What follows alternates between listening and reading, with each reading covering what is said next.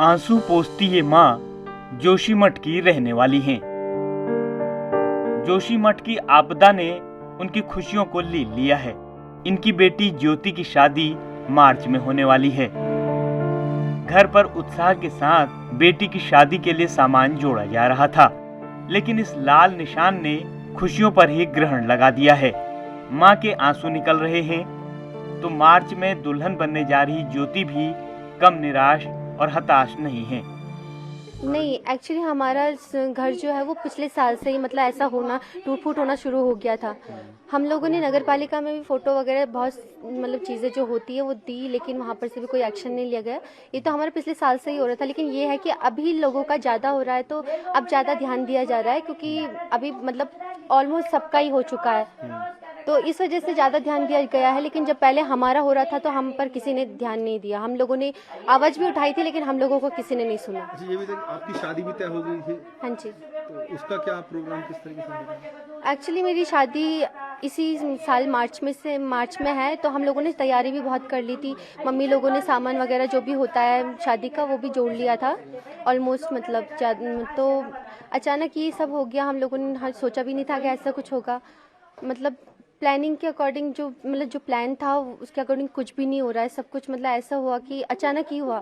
हम लोग देहरादून थे, लेकिन हम लोगों ने जब सुना कि इतना कुछ हो रहा है, लोगों से कांटेक्ट किया तो उन लोगों ने भी बताया कि काफ़ी हद तक मतलब ऐसा हो रहा है। आप लोगों के घर में भी क्रॉस मार्क कर लिया गया, तो हम लोग एकदम हड़बड़ी में आए। हम लोगों की कोई तैयारी नहीं थी। हम सडनली यहाँ पर पहुँचे रात के शाम के 7 बजे, और फिर अचानक हम लोगों को बोला कि तुम यहाँ नहीं रह सकते।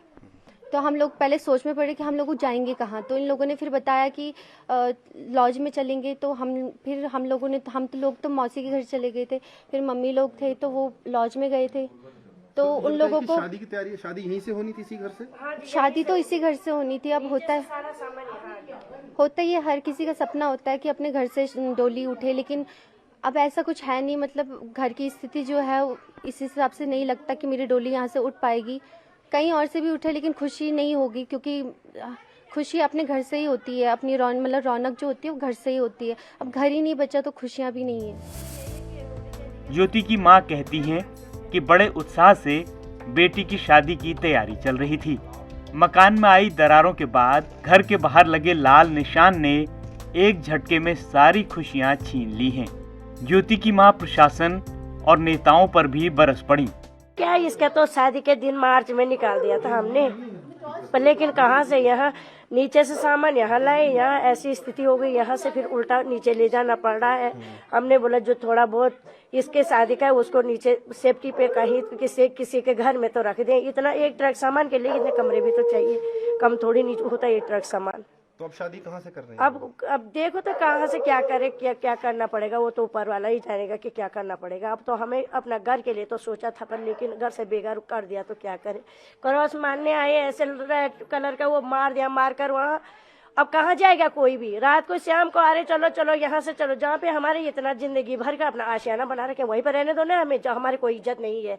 यहाँ के जो ये हमारे नेता लोग हैं, उन नेता लोगों ने वो पुष्कर धामी जी को रुकने नहीं दिया।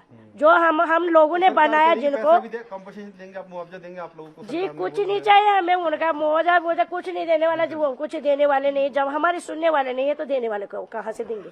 जब सुनते थे तो हमें विश्वास होता था कि हमें देने वाले हैं, जब सुनने को मंजूर नहीं तो कैसे दे सकते हैं वो। जोशीमठ की ये कहानी सिर्फ एक घर की नहीं है।